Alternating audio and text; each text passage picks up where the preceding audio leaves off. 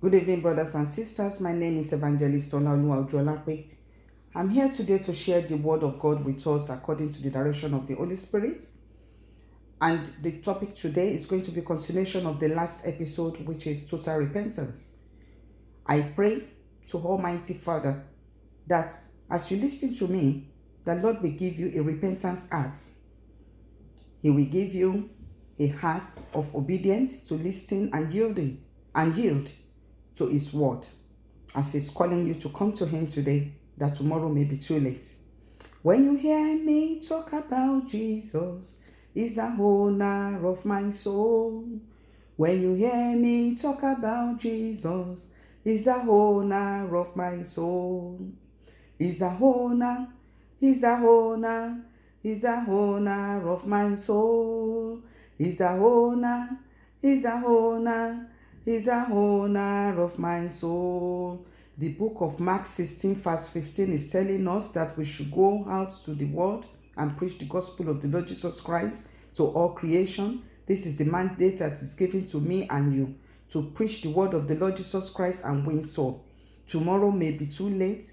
It tells us that his coming is like a thief in the night. That when two people are lying in bed, as the book of Luke 17 verse 34 tells us, that one will be taken and the other one will be left behind. Even in the book of Matthew 24 verse 40 to 42, it tells us that two women will be grinding mills. One will be taken and the other one will be left behind. But he promised us that he's going away in the book of John 14 verse 3, that is going away to prepare a place for me and you. And in that place, there are many mansions there. And he will be coming back to take us there. Those people that he will be taking there are those people that will shun the goodies of this world. Those people that will turn their back onto this limited enjoyment that is in this world and deny themselves and carry their cross and follow the Lord Jesus Christ. Those people are the people that he has promised a place in his kingdom. In the book of Mark 10 verse 25, it tells us that it will be easy for a camel to go through the needle's eye than for a rich man that is worshiping his riches to inherit the kingdom of God. This worldly pleasure is for a limited time. The pleasures of this world, cars that we have, houses that we have, materials that we have, is for a limited time.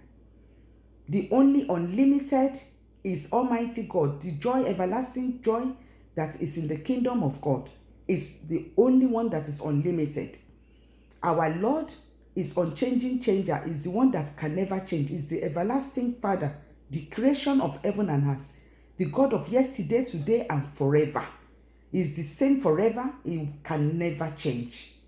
He can never change. Is the arúgbó ọjọ́, àdàgbà má pàròyè, kìnìún ẹ̀yà Júdà, yágbó yájù, alágbára gíga jùlọ, ọba lánàá, ọba lónìí, ọba títí ayé àìnípẹ̀kun, ọba tó ní kọ́kọ́rọ́ tó ń tì tó ń ṣí, ọba lánàá, ọba ìyanu, ọba sọ̀rọ̀máyẹ̀, ọba tí à ń fẹ̀yìntì kì í jẹ́ ká jábọ̀, ọba tí kì í dójú tì ni, ọba tá à ń sìn tó ń jẹ́wọ́ agbára rẹ̀ nínú ayé wa. Òun ni Ọlọ́run, òun ni Ọlọ́run, òun ni ọba àwọn ọba, òun ló tó sìn, òun ló tó lọ láti máa gbéga. Is the one that is worthy to praise. Is the one that is worthy to serve. Is the one that can never disappoint us. The book of Matthew 7 verse 19 tells us that every tree that is planted and is not bringing forth good fruit will be uprooted.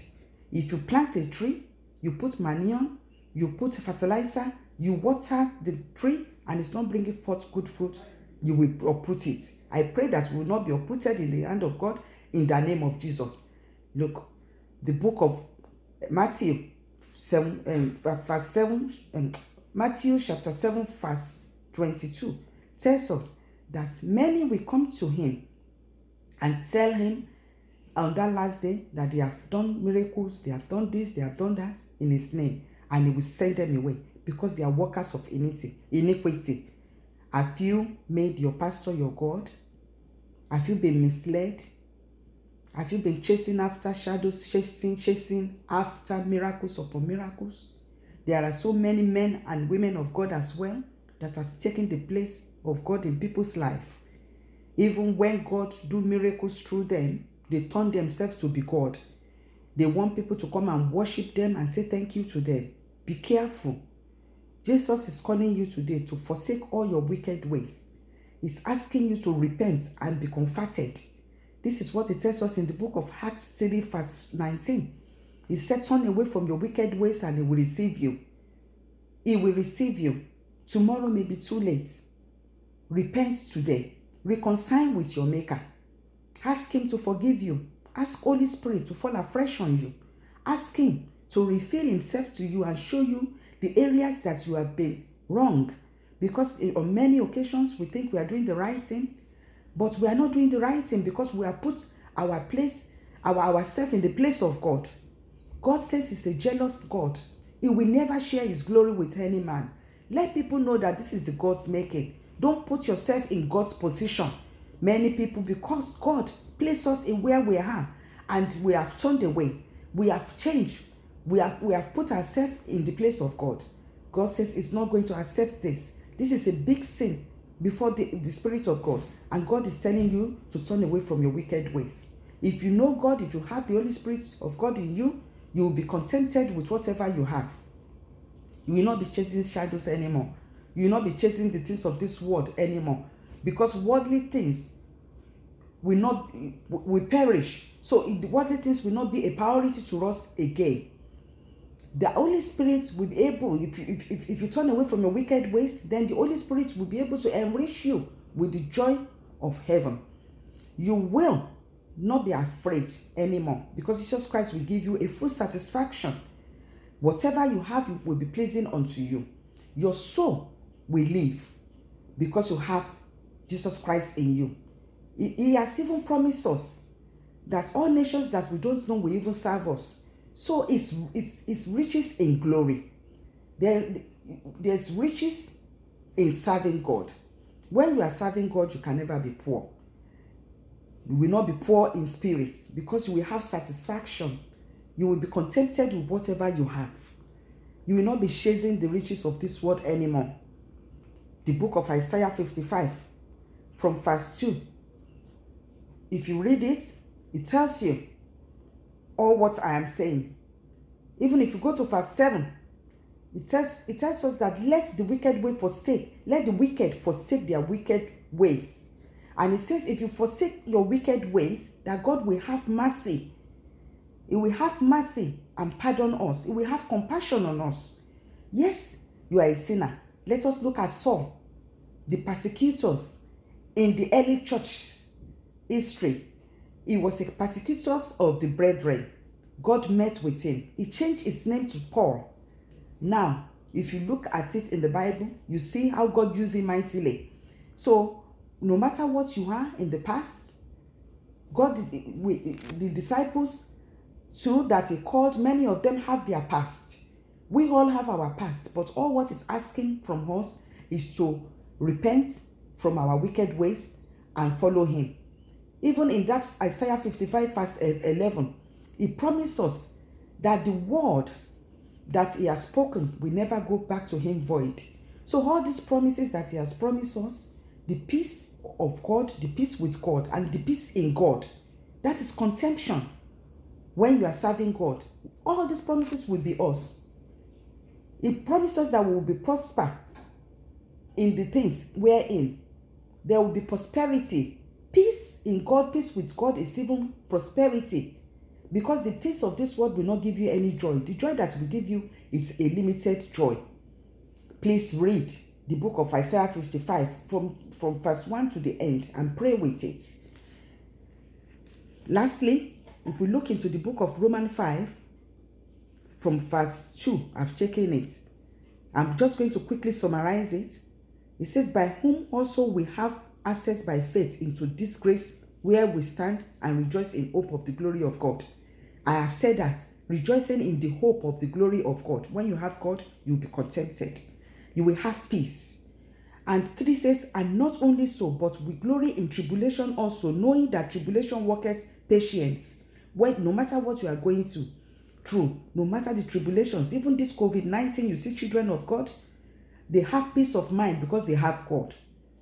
They know that God is there for us. And when you are with God, you are safe. When you are with God, you have hope, you have faith. So, and 4 says that, and patient experience hope. That is what I have just said. 5 says, and hope maketh not ashamed, because the love of God is shed abroad in our hearts by the Holy Ghost, which is given unto us. I've just reading Romans 5, verse 2 to 6. Okay? This is the promise of God for us that are in Christ Jesus. I pray that Lord will help us, it will break us down and remold us to suit glorifying him in the name of Jesus. When God breaks us down, we cannot do it by power nor by our mind. It's the Holy Spirit. When you cry unto the Holy Spirit to help you, it will remold you. Lastly, I'm just going to tell us to pray this prayer because I have a limited time on this this device that I'm using. So we're going to pray and say, Lord, I commit my whole being into your hand. Help me to do your will. Doing the will of God, it will be easy for you when you commit yourself, your life into the hand of God. You surrender everything that you have unto him. And secondly, you surrender all to the Holy Spirit and ask Holy Spirit to take his place in your life. Ask Holy Spirit to take his place in your life. Surrender everything that you have unto him. And this it will do. It's permission that you give him. That Holy Spirit, I am ready. I'm ready to serve God in truth and in spirit. Take your place in my life. Thirdly, you ask for forgiveness of your sins. And ask God to create a new heart in you. When you ask for forgiveness of your sins, mention all your sins to Jesus. He knows it, but you need to go back to him and say, Lord, I hands up. I surrender. I'm ready to serve you. Create a new heart in me. And this it will do in the name of Jesus. Then lastly, let us ask him to give us the empowerment to serve him and not to go back into our Egypts. It says when dog go back into his vomit, how can you vomit somewhere and go back into that vomit? Yes, we have some people that have persistent sin. It has been an habitual. Their habits, they sleep and wake up in it. Yes, we all have our past. But when you hands up and say, Holy Spirit, help me. This sin has become thorns in my flesh. I don't want it anymore. Let me be able to serve you in truth and in spirit. It will come and rescue us from the sin of our flesh. I pray that Almighty God will give us a repentant heart in the name of Jesus. And this word that I've shared with us will not stand against us on the day of judgment in the name of Jesus. God bless you and see you in the next episode. Please share and propagate the word of God. In Jesus' mighty name, amen.